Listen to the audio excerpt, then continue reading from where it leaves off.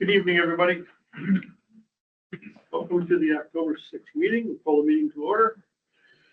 Pledge allegiance to the flag of the United States of America and to the republic for which it stands, one nation, under God, indivisible, with liberty and justice for all.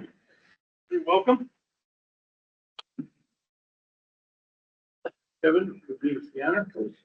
I'd like to ask for consent motion 1.1.03 upon the recommendation of the superintendent to approve the October 6th, 2025 regular board meeting agenda. Any questions on tonight's agenda topics? A number of things. I think we will be adding an executive session. Yes. All in favor? Aye. Any opposed? So moved. I'd like to ask for a consent motion for item 1.04 on the recommendation of the superintendent to approve the September 15th, 2025 regular board meeting minutes. Second. Any questions on the minutes of September 15th? All in favor? Aye. Any opposed? So moved. We have an elementary report. Not elementary, we do have middle Middle school and high school. school, but Allie and Jonah both have soccer games tonight, but Allie wrote up a report and Craig's gonna share that on behalf of the student Okay. reps. All right. Want to do it now or? So, all right, sounds good. So just wanted to provide a quick update on what's been happening in the middle and high school. This week and next week will be filled with school spirit as we celebrate homecoming 2025. Students are participating in themed spirit days, today being PJ Day. PJs, Twin Day, Jersey Day, and Blue and White Day on Thursday.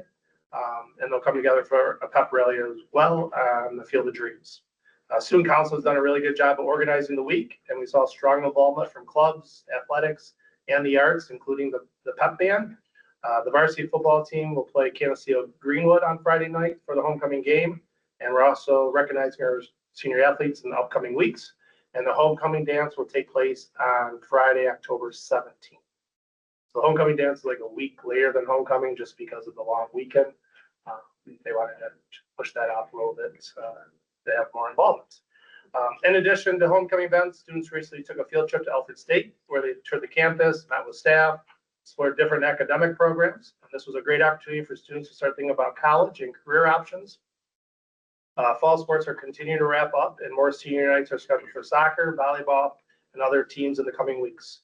Clubs are actively meeting and preparing for events, from drama club getting ready for their performance of Newsies to National Honor Society and yearbook. Overall, there's been a lot of positive things in the middle school, high school buildings, with students getting involved in a variety of academic and extracurricular activities. That's from Ellie Fowler. Thank you. All right. Okay, well done. Thanks. All right, takes us right to presentations.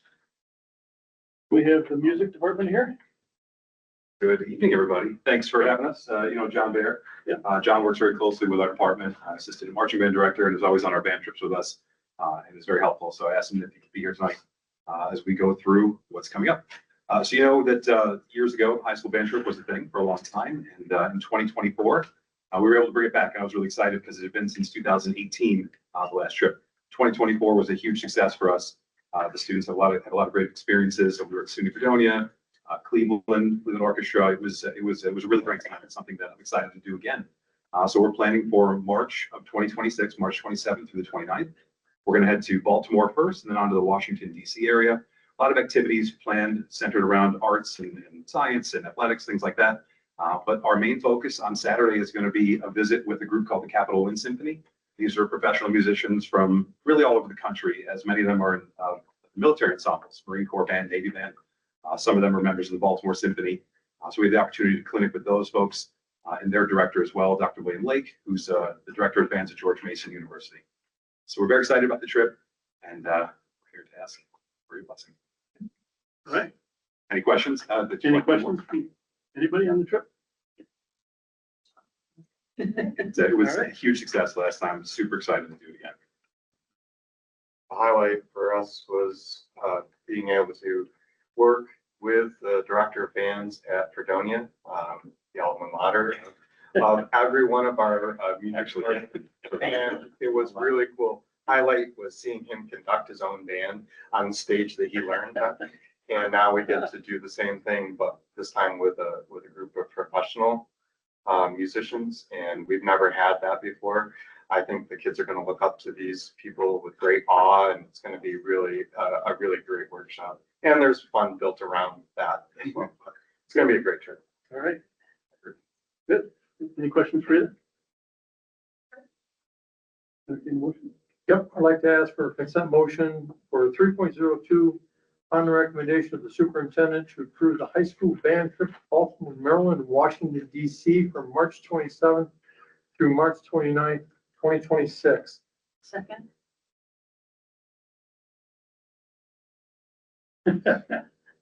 All in favor? Aye. Any opposed? So moved. Thank you. We All right, appreciate you're up that. and Thanks, more. guys. Thanks. Appreciate it.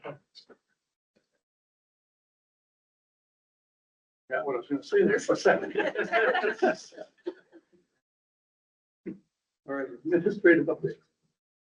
This, Yep. the trio. So the team has put together a great presentation, at the request of the board to take a close look at some of our data points. And so, it's it's a normal practice that we do, not just on the quantitative data that we collect through some of the higher stakes tests like Regents and 3 through 8 testing, which we will share those data points. But, obviously the whole comprehensive program creates a lot of data for us to look at beyond just testing data, beyond just state testing data.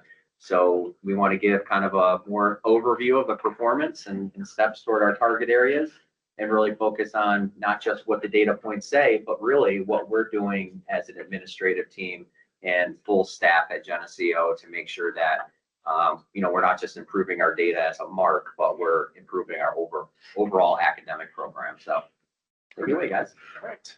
Well, thank you for having us here tonight. A couple things that you're just going to see. We're going to kind of go through the 3 through 8 ELA and math scores, also New York State Region scores, and AP scores. And then also just some things related to social emotional learning and how we're integrating all that into the academics as well. Because obviously we're here to support the whole child as well. And obviously we know for them to be successful academically, they have to be emotionally well and socially well as well. Really our approach when we're looking at this data, it's not just about the numbers and things like that. We really want to work on transparency and purpose. Obviously, we're not looking at blame or those kinds of things. We're really looking at data to improve our instruction, improve what we're doing in the classroom on a daily basis. Obviously, we want to celebrate our successes. We have some really good data, some really good checkpoints that we want to make sure that we're celebrating and sharing that as well. And then obviously just making sure that we're really connecting everything overall. So really, as we go through this, we're going to show the data. We'll give some data points, things like that. So we'll kind of review a few things that we did last year. And then we'll also kind of highlight some areas that we're really working on this year to improve those scores and things like that. Hello, my first grade friends. You are in a new chapter of school. Reagan, why do you like to come to school? Because I like going to STEAM. What do you like to do when you're at STEAM? I like to draw pictures. Awesome. I love your creative mind. Philip, how about you? Why do you like to come to school? I like to come to school because I like my teachers and they make me feel like I'm at home. They make you feel like you're at home. That's great. And Anjali? Because I like seeing you and I like to do math. I like to see you too. And I love that you like math. Well, we're so happy that you come each and every day to school. You guys haven't missed any school yet, have you? No. No. Good job. All right. Go. Blue. So we share that because our primary goal is to get the kids in the door and wanting to be here. Because once they're here, they're in the door, that's where we can capture their attention and be able to learn and grow beside them. So just a quick review on some of the data that was already shared. Again, going back to you reach before you teach. So success looks like for last year, and it'll continue to be a focus for us, is focusing on decreasing our chronic absenteeism rate. So again, the dark blue is from 23-24 school year. The light blue is 24-25 school year. So you can see how much we decreased that. We can kind of skip through this one pretty quick. And then middle school, high school, same thing, continuing to improve there. And again, really decreasing our out of school suspensions overall for elementary and for middle school, high school, because again, we want the kids here. We want them and feeling safe and connected within the school setting, so they can really tap into the academic side of the experiences here at Geneseo. So just a quick review, our action steps. I'm not gonna spend a lot of time on this, but we shared this last year. These were some of our focus points last year for 24-25 at an elementary level, middle school, high school, and a district. Really working on aligning K-12 things across the board, and really work on kind of really strengthening some things that we're doing internally for our students, with our staff, and things like that. So those are some of our focuses in 24-25. And now we're going to kind of go through some of the data, and then we'll show you some things that we're trying to do this year, 25-26, to strengthen some of those things that we didn't quite get through that last year. So 3 through 8 testing, we kind of look at that. We look at our BOCES average is kind of where we took a look at that. So our ELA testing, you kind of see where it falls within our BOCES. So we're pretty much within the average range of our BOCES component schools. And that kind of just shows that from our state testing last year in ELA. So the proficiency is students who scored a 3 or a 4.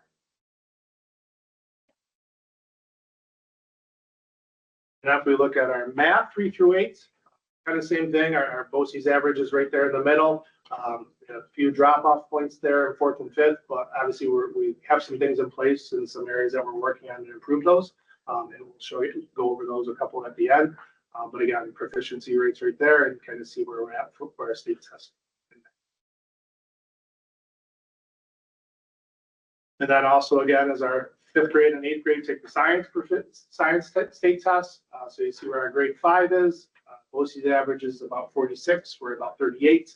And then our 8th grade is 56, a little bit above the BOCES average of 43% there. It's our state science test. We shared this data too as well. This is just a 3-year cohort trend, so you can kind of take a look at that, just how they do over 3 years, 22, 23, 23, 24, and 24, 25. So it's broken up there, and you can see there's a little dip here and there, but most of them are improving as they go on, and year after year after year. So we thought that's important just to see that data with the cohorts, because that's really what we should be looking at, is each cohort specifically, and not just on a yearly basis and comparing last year's 6th grade to this year's 7th grade. So we just wanted to show that data as well. So this is truly just watching the same cohort from 3, then 4, and then. Correct. Yep. So that same cohort over 3 years. So cohort 1, which is the blue line, that was grade 3 in 22, 23, and then 23, 24, they would have been in 4th grade, and grade 12. So that's the ELA trend for that. And then we also have the math one as well, which kind of shows the same thing for the most part, pretty steady. And then most of them are improving by the time they get to 24, 25. So we just wanted to share that, just a quick at the glance for each cohort group, so you can kind of see that there, rather than just the 1 year specifics. So, Wait, Lauren. yep. We have a lot of students opting out of the state testing. Would you say? We had a lot at elementary. Our 5th grade had quite a few things. It became almost an exciting thing to do. So with that, something we talked about as administrative team to really watch for as that cohort moves into 6th grade. But we had a pretty large number opt out. But 3rd and 4th, not too much. I wish they would tell the parents the test, because once they hear they don't have to take a test. Well, one of the things we tried last year too is a snack cart, like endurance eats, right? And the snacks are for students taking the test. And so we wheeled it in, and you know, not that we want to bribe with food, but just showing like, we understand you're taking on a heavy load this morning, right? Like, here's an apple, here's some little fish because we want to support you in this endeavor. So a lot of kids caught wind of that and they were pretty enticed by it. So we'll see little things like that, just our mindset around the testing. And the other thing we have to remember, last year we did have, it was a little bit of a challenge year. We were like one of the first testing groups. So we had some issues with the technology that first day where like kids sat for probably 45 minutes to an hour waiting for the system to come back up because we were told it was going to come back up and not to let them go anywhere. So they sat there for a while in a classroom, waiting and waiting and waiting. And then, you know, some of our grades were able to go on and do it, and some of them didn't. They had to come back the next day and take it. And so there was a lot of things too that impacted, I think, the scores as well that we have to remember. It wasn't just a sit and take the test, and there was a lot of interruptions and changes, which is very hard. It would be hard for us to do that and sit there for an hour and then all of a sudden have to get back focused and take the test, let alone, you know, 8-year-olds, 9-year-olds, 12-year-olds, 13-year-olds when they're trying to do that. So those are a couple other areas I think that we have to think of a little bit that took place this past year. Anything else on that quick data? No. So just Regents data from 2025. This is June Regents data. So you kind of look there, obviously our proficiency rates on there, and then at the bottom is kind of where we fall within our GB BOCES rankings. So you can kind of see that there. We have to remember also some of this is also dependent on how many kids are taking the test, depending on the subject area, and who's taking the test. Some schools don't offer every single Regents exam or have kids taking every single Regents exam. So there could be classes, some schools might have 5 kids or 10 kids take it, where we might have 30 kids take it. So that's a variation too that you have to take into account when we're looking at that data on there. But that's just our proficiency across the board and how we rate there. I think another important positive is to look at our mastery rate compared to our GB BOCES. And so if you look at there and our rankings there, we're pretty high mastery rate, which is 85% or higher across the BOCES. So, you know, if you look at a couple of different areas there, you know, obviously the areas that we can focus on, areas that we can work on improving in. Those are some things we're doing, but I think it's important to show that mastery rate as well as the proficient. And then I want to share our AP data. As you look at our AP data, obviously that's out of a 5. You see what our GCS mean score is, and then you'll see the New York State, and then also the national mean. So when you look at that AP score, we pretty much are above the state mean score as well as the national. So I think our students do pretty well with the AP tests that they take. I think our teachers do a really good job preparing the students for that. Most of the students are pretty challenged, and some of them are taking 3 or 4 AP classes and 3 or 4 AP exams. So they're really putting the time in, working on that. And our staff is really devoted. They do some extra time before school starts to prepare our students, and then they put a lot of time in throughout the school year, and then also some time preparing.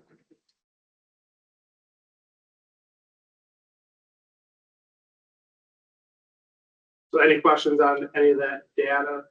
Obviously, we always will look more, we'll drill down a little bit more at the data and kind of look at, you know, different things like that. We're really working with teachers on kind of looking at the Regents exams, looking at questions and areas that we can improve on and things like that as well as we look at that. But, you know, really the data is the data. And now it's what are we doing to help support and improve? How are we collaborating with our staff to really do that? Staff is putting a lot of time in, a lot of effort in to really making sure that we're doing things right for our students and making sure things are going smoothly. So I think Meg and Chris are going to talk a little bit about our action steps, our focus, and some things that were implemented last year and continue to implement this year. So for elementary, continuing to enhance the Go Blue experiences, bring in a liaison to help us connect with a variety of community groups to better reach more families who might be hesitant to come in. So our focus is really trying to offer more community experiences, both on campus, but also out in the community in 25-26. Just that last week, we had a fall family night. It was essentially a parent university where the kids came and played and the parents got to go to school. And so we had CASA that was there to offer an introduction to triple P parenting classes. We had a lot of community organizations. We also had our reading team teaching about being a reader. At a math university, we had a zones of regulation group. So, although it was it was a mighty group and the feedback was wonderful. And we look forward to continuing to build upon that. We are also, again, fully implementing this year, being a reader and being a writer. We got through those pilot years, now it's full on in and really drilling down to the essentials and working on how they really mesh together and having coaching cohorts throughout the year to support that work. We are piloting iReady Classroom Math, which was shared at the end of last year, but that's to help address some of those gaps that we have in our math scores.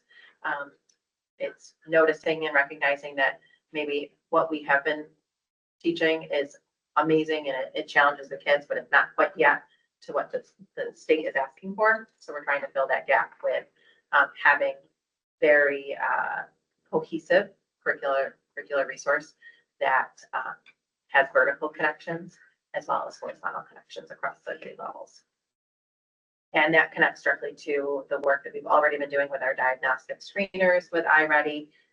What is wonderful about the program is it also, on Monday, there's a check-in, right? And it will then adjust lessons for each individual child.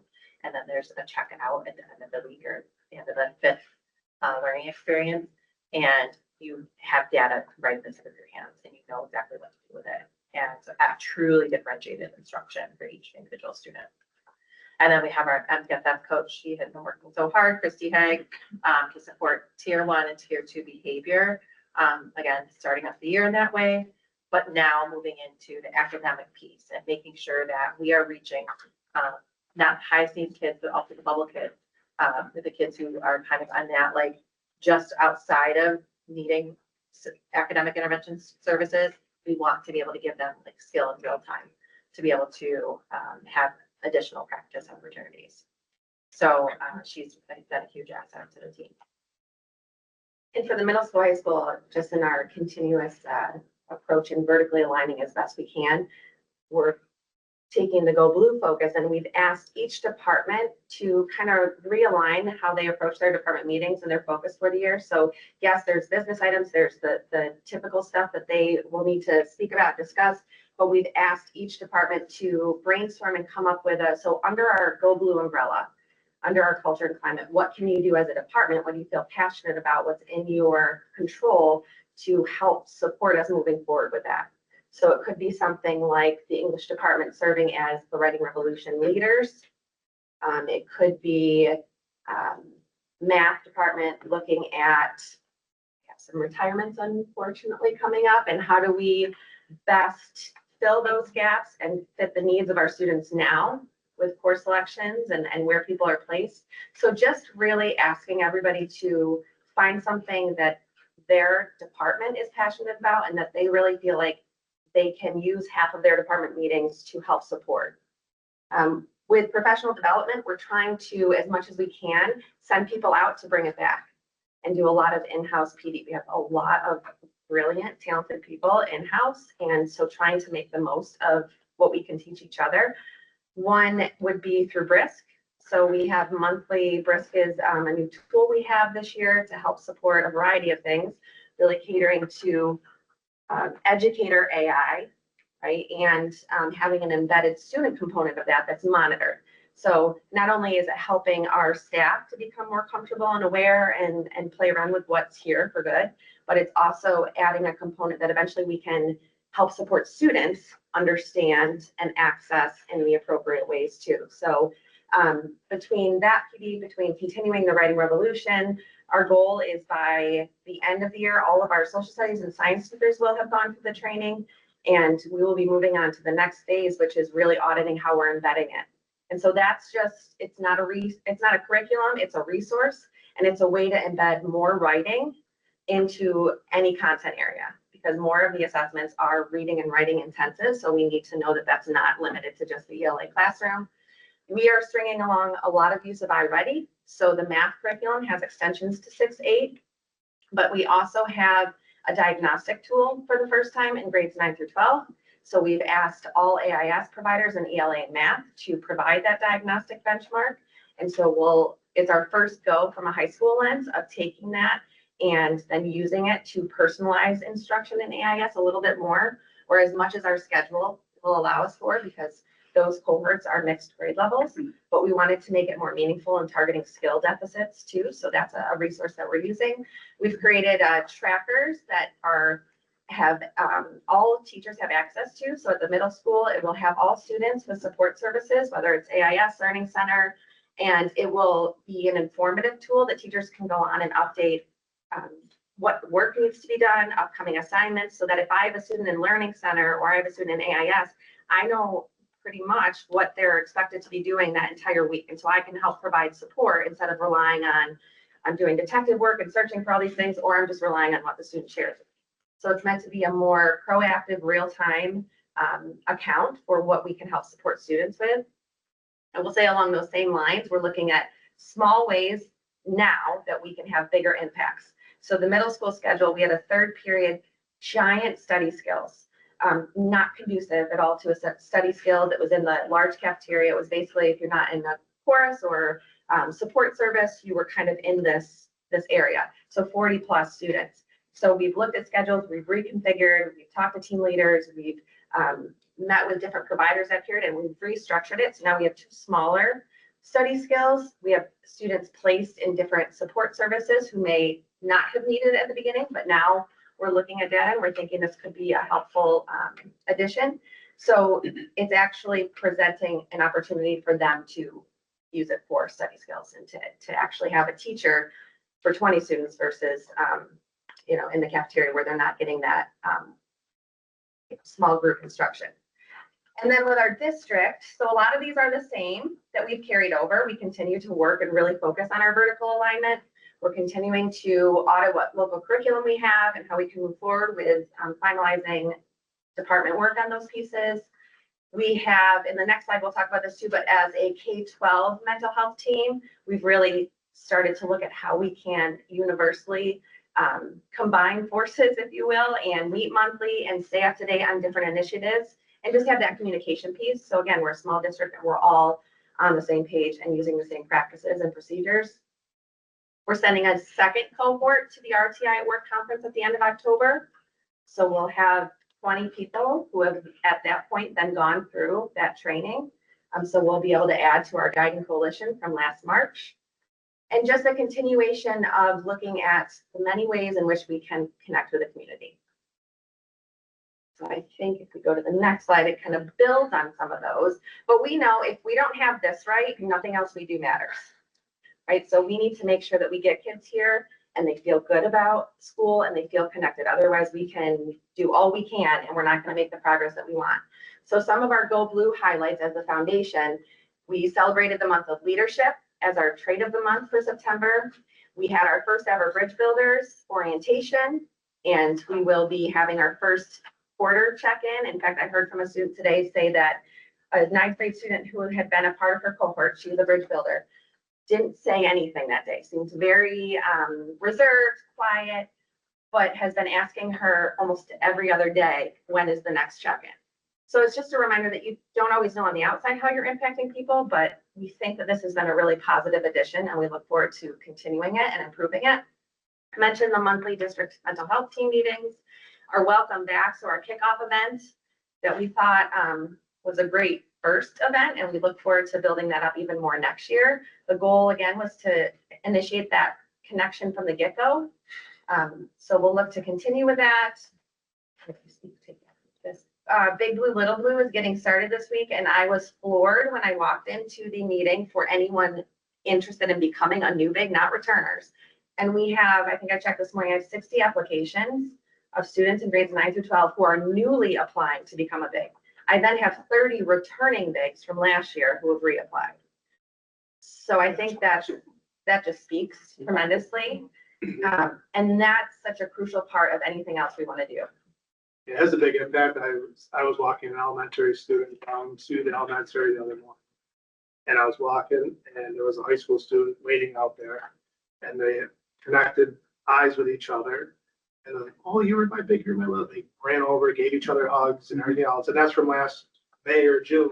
They just saw each other last week. Like, so you see that connection. You don't always see that, but I happened to be walking there at the time and it happened. Wow, that's pretty cool. Like you actually, when you see that happen, you know the relationship building and how important it is for that to happen. So that was a kind of a great thing to see. Things in straight that I gotta do and kind of getting that program off and running, and the staff as well. And last but not least, Yeah. yeah, with a twist, but the devil, the blue devil mascot has been a long point of conversation, but we, again, just making it more fun, presenting more school spirit. That was the Blue Devil greeting students outside in the morning and not many tears. I think it was well received, but I think, you know, even some of the middle school students would walk by like, I'm not so sure, but they would turn around and, oh, it's very cool. You know, so we're trying to have that mascot show up at different sporting events, different engagements, morning greetings. We had the mascot go to the September Go Blue assembly, but it was a who is the Blue Devil? So Christy had clues as to which teacher was wearing the costume, and talk about crowd control. That place was insane. Day 5 with this celebrity mascot that walked in, kids were like, it was loud. It was exciting. They loved it. And so again, just building up that positive feeling and connection. And then I'll just speak to GAP with a twist. As you all know, GAP for elementary has been a focus on chorus and band and orchestra, which is incredible.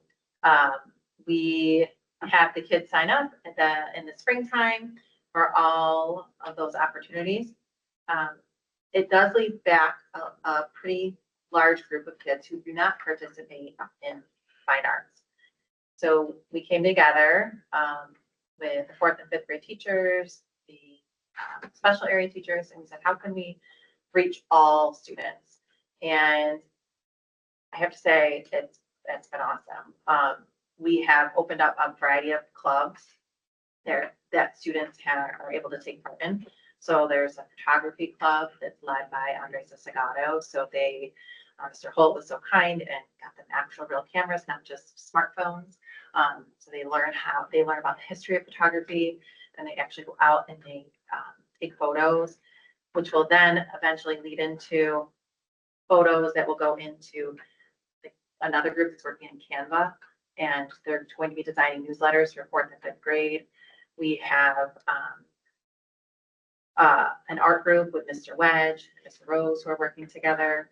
We have with Miss Garrett, I was just in there this morning. They are writing a play, and it's about misfit toys. And I don't know if you know the sticky hands.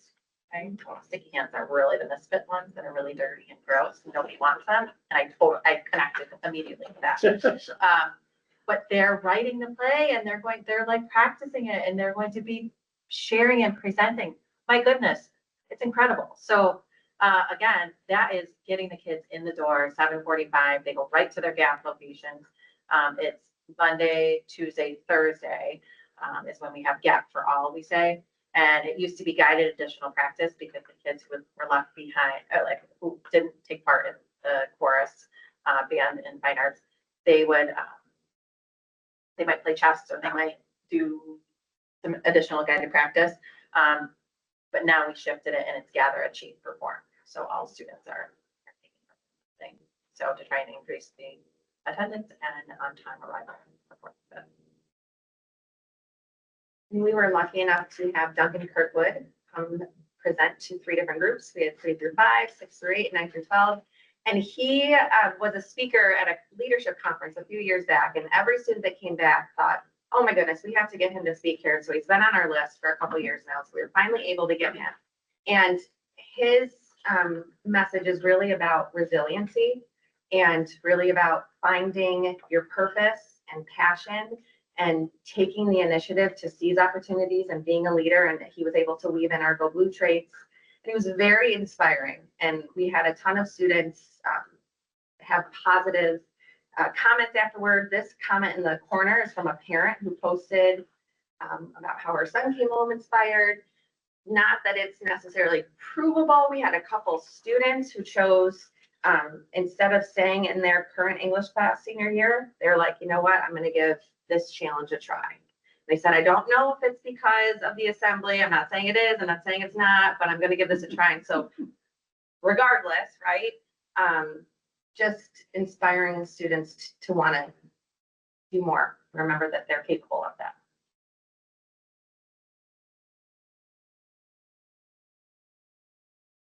And 26 testing dates.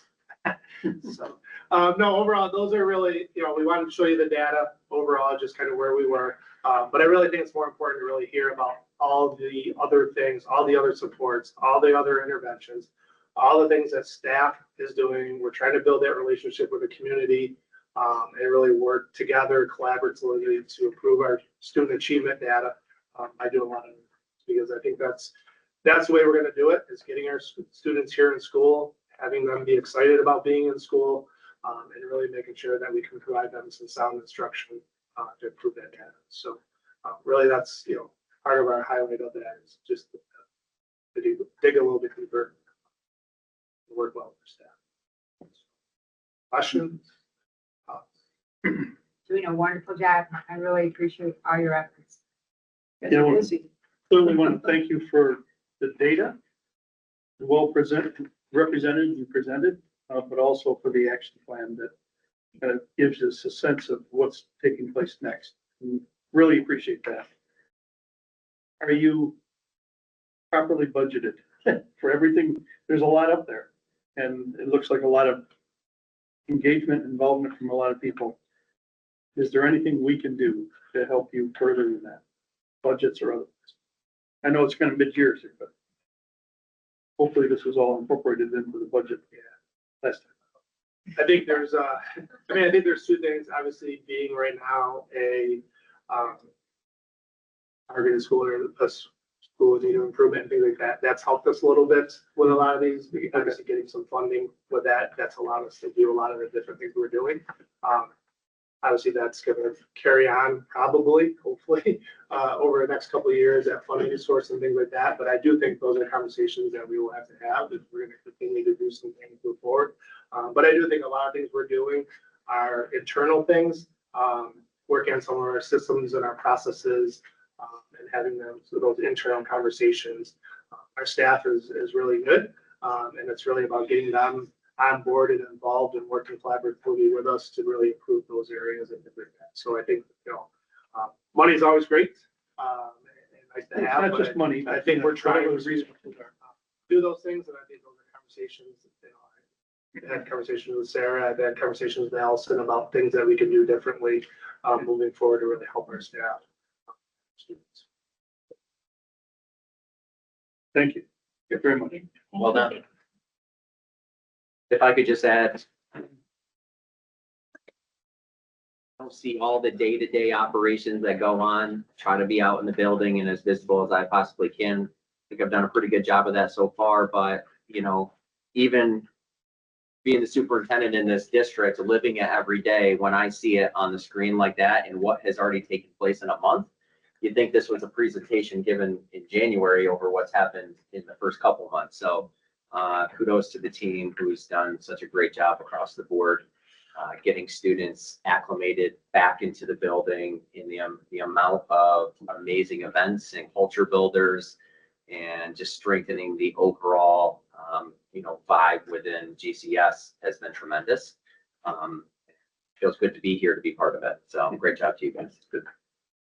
One other thing I'll say about data, it was reported recently by a regional superintendent after a correspondence with the Office of Accountability. I couldn't believe I heard this, but through the Office of Accountability in the New York State Education Department, that they've even put out a statement saying that, state test scores are important, but they're not the end all be all. You should really be focusing on your local diagnostics, performance data, common assessments to really be driving the decisions you're making within a district to improve your overall academic program.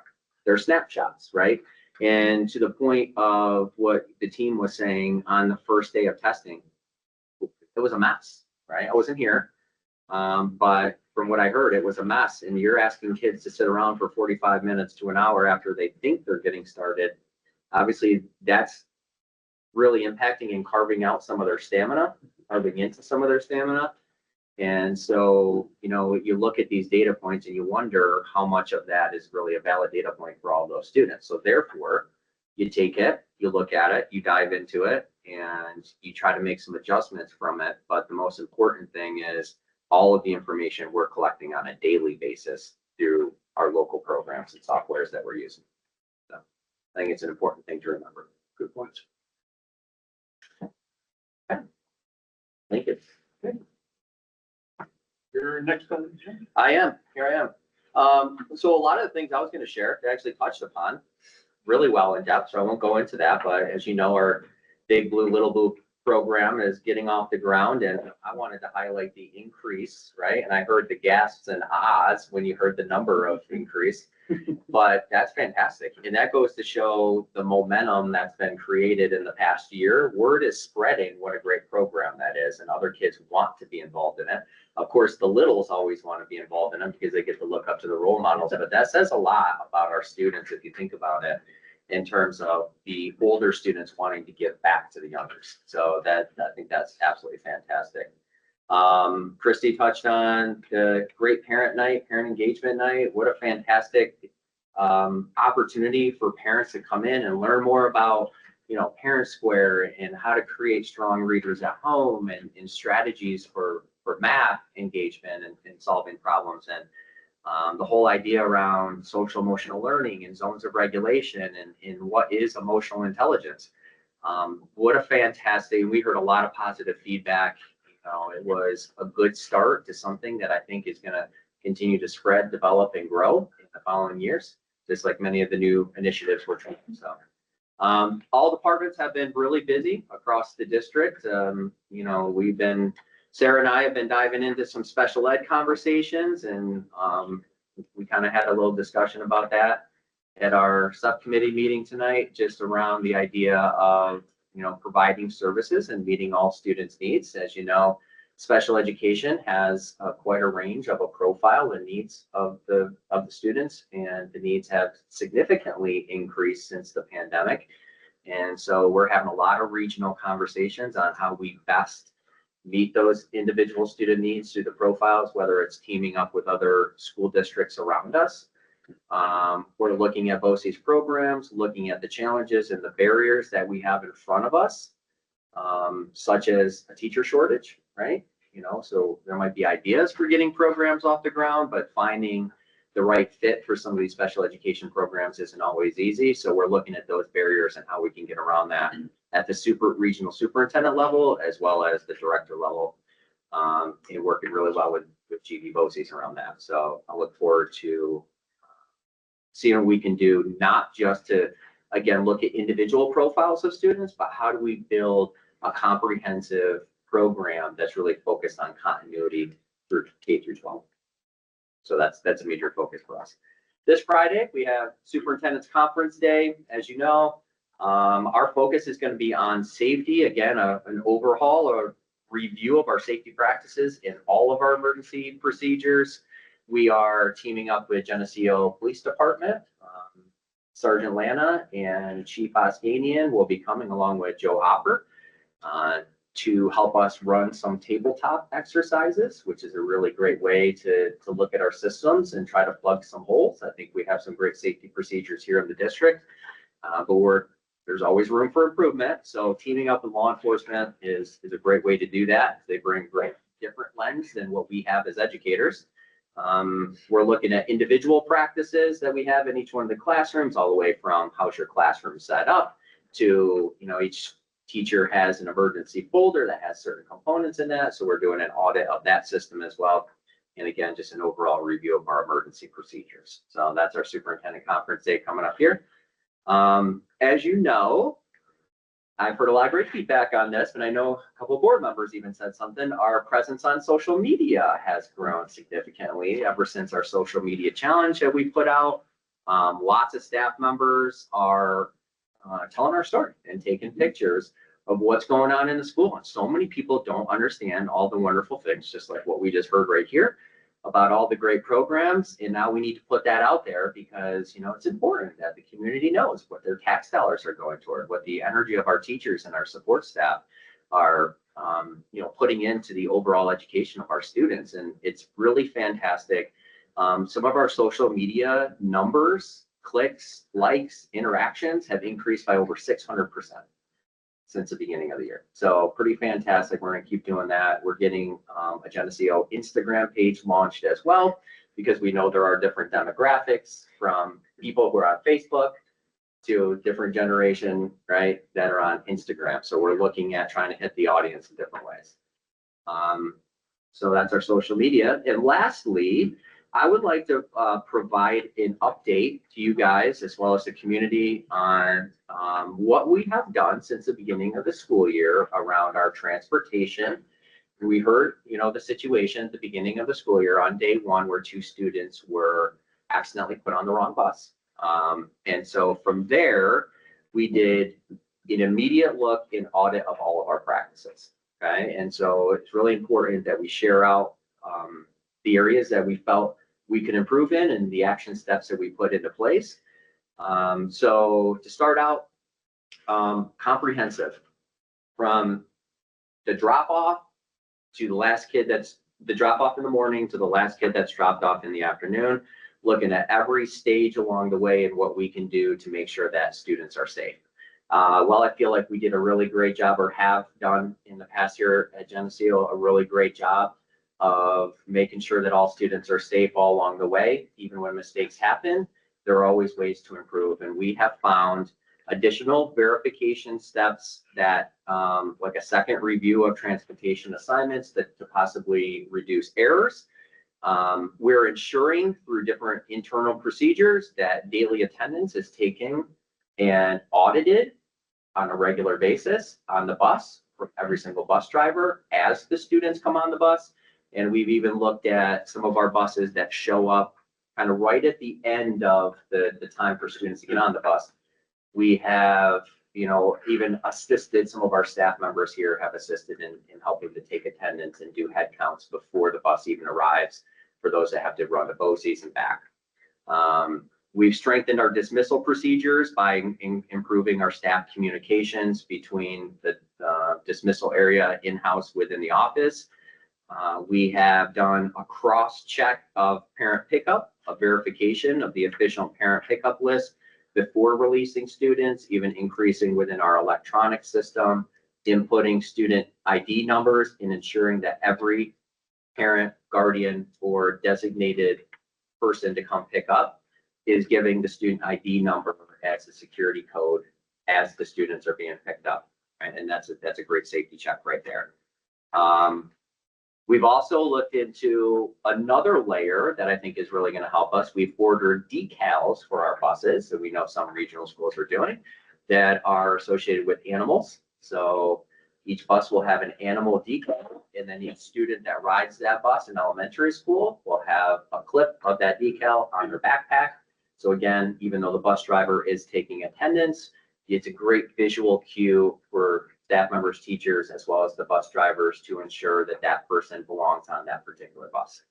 And then the last thing we're doing is we've reached out to Traversa to try to get some information on additional software programs that we could possibly look at purchasing within the district that allows for the tracking of students digitally as an attendance taker, not tracking where they are GPS location wise, but tracking to make sure they're actually on the bus internally. So there are a variety of different steps and layers that you could look at. They do get quite pricey, but we're looking at different types of packages. And then as soon as we get that information, we'll be setting up a meeting to look at that and see what they could present to us. And then of course, we'll involve you guys to come along and anyone that wants to see that presentation is welcome to come as well and help us to make a decision as a district on the direction we want to go. So I feel like these changes have really strengthened our accountability and improved our dismissal procedures and, the additional safeguards to ensure student safety. These safeguards and the additional checks have added an important layer, I think. Mistakes inevitably are going to happen more likely at the beginning of the year, especially on day one. So another thing that we're doing is in the summer of next year, we are going to revisit every single one of these steps in August, make sure that we're set and ready to go. And then that day one will be more smooth than it was this year. And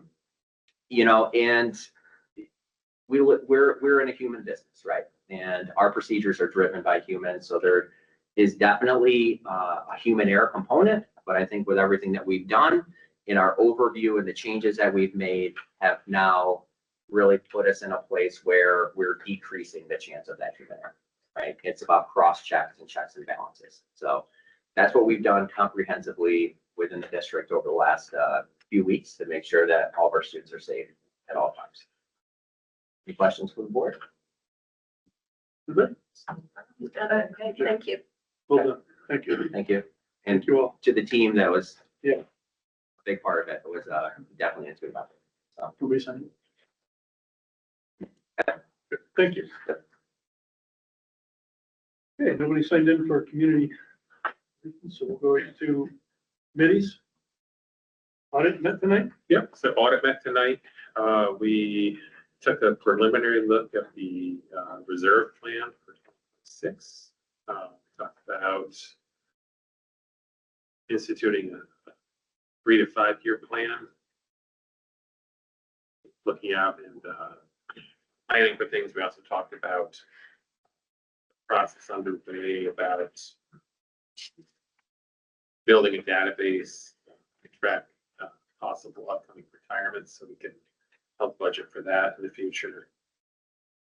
We briefly talked about the Genesee Valley BOCES capital improvement project that is going to be proposed.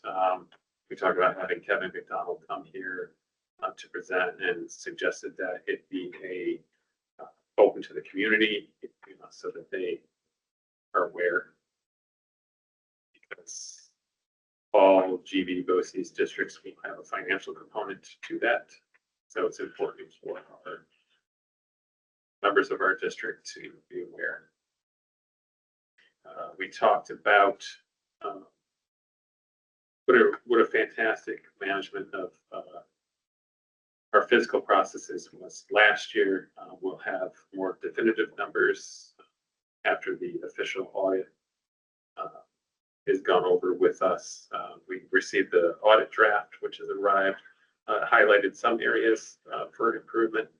We're going to be meeting with the auditor in next coming months, and we'll be going over that full report in committee. And then, as Mike Cosford explained, we also talked about special education, not only in our district, but GB BOCES wide. And there's talks within the members of the GB BOCES about, possible ways to go more in-house servicing students' needs so that there's less travel. Mm-hmm. Service closer to home. Sounds like a full lead. Yeah. We've brought it right up to the. great discussion. All right. Yeah, thank you. Kevin, anything on policy? No, we didn't meet. Our next meeting is going to be October 20th, where we will start with the Erie One BOCES book for review seasons. Okay.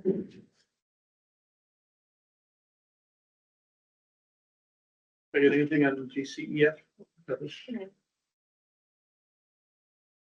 All right. With that, we go to personnel.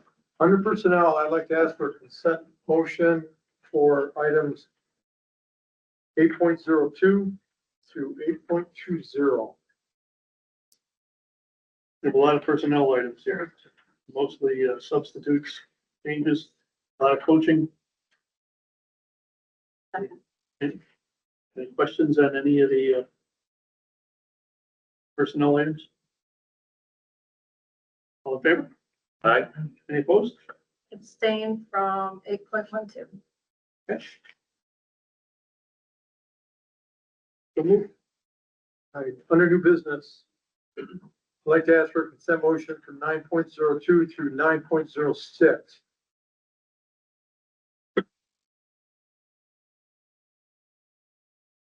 Questions on new business items, service agreements, employment agreements, and so on? All in favor? Aye. Any opposed? Under section 10, the business office, I'd like to ask for a consent motion for items 10.02 through 10.05.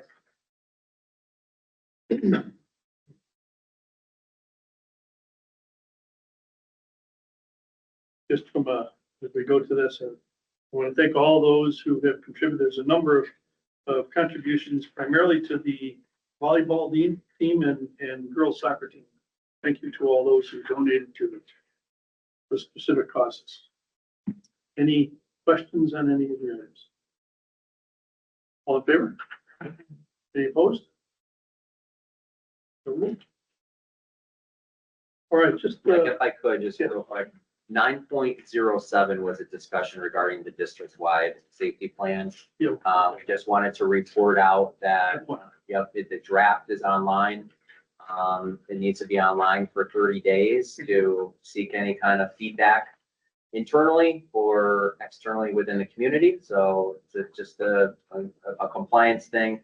But we did a really deep overhaul, look at the plan the best that we could at this time, with the idea that we're going to continue to look at some improvements as we learn, especially coming out of this safety training that we're doing on Friday. So we're always looking at, again, our comprehensive overview of our practices and then what we can do to make our safety plan even better. But I just want to let you guys know that it's up there. I don't know if anybody had a chance to look at it or if you have any specific questions at this time, but if not, going to go up there and then at the November 3rd meeting, is that what it is? We'll do a public vote on approving that for this year. thank you. I did glance at it. I know Kevin has as well. All right. Thank you. So just a few comments as we begin to wrap up the meeting here.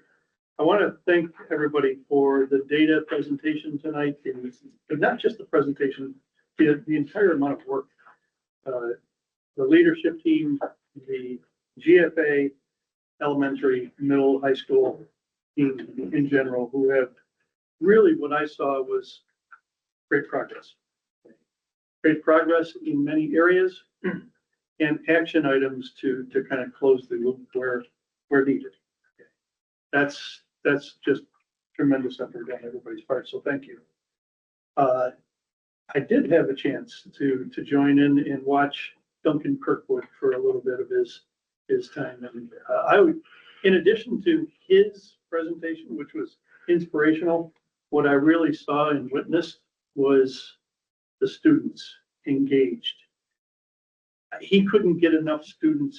He didn't have enough time to get every student who wanted to be involved.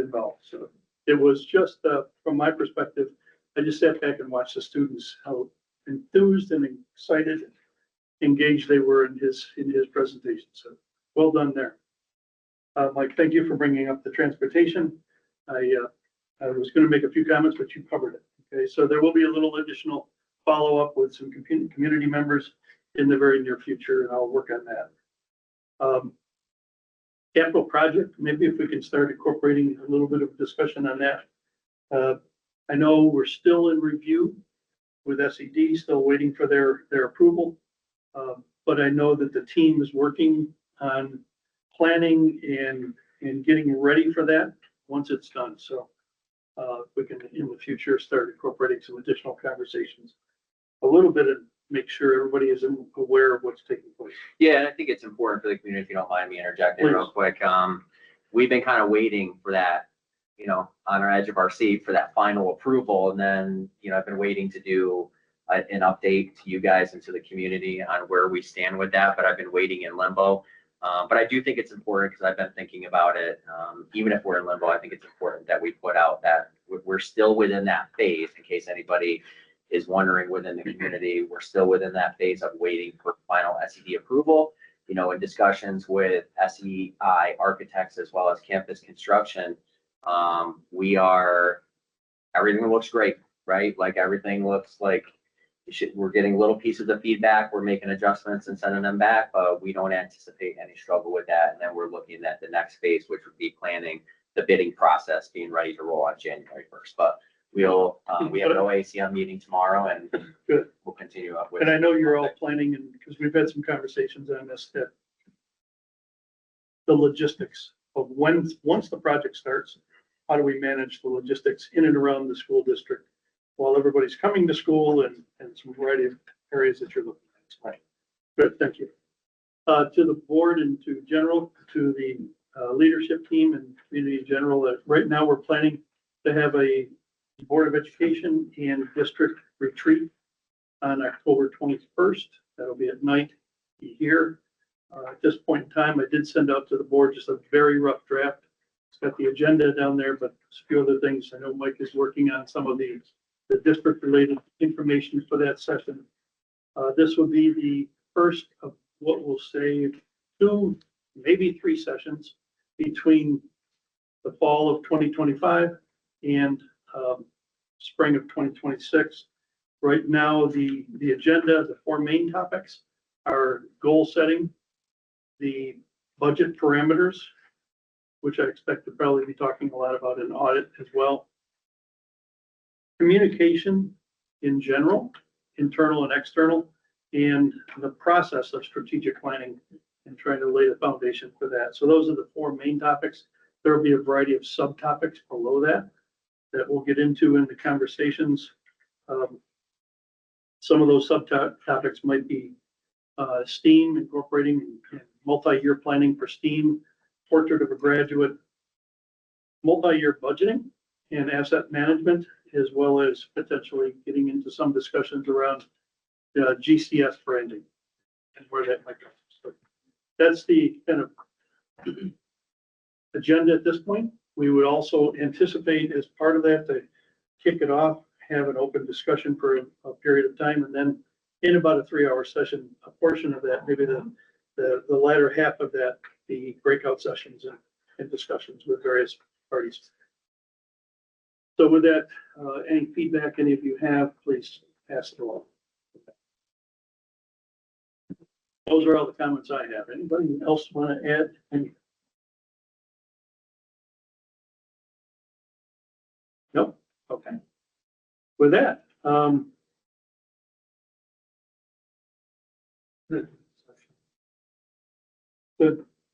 the topic of this executive session is personnel related. Okay. And John, you're going to join us? I am. Okay. So I entertain a motion to enter. I'd like to ask for a consent motion to enter into executive session for personnel matters. All in favor? Aye. Any opposed? So moved. Thank you. Thank you, everybody, for attendance.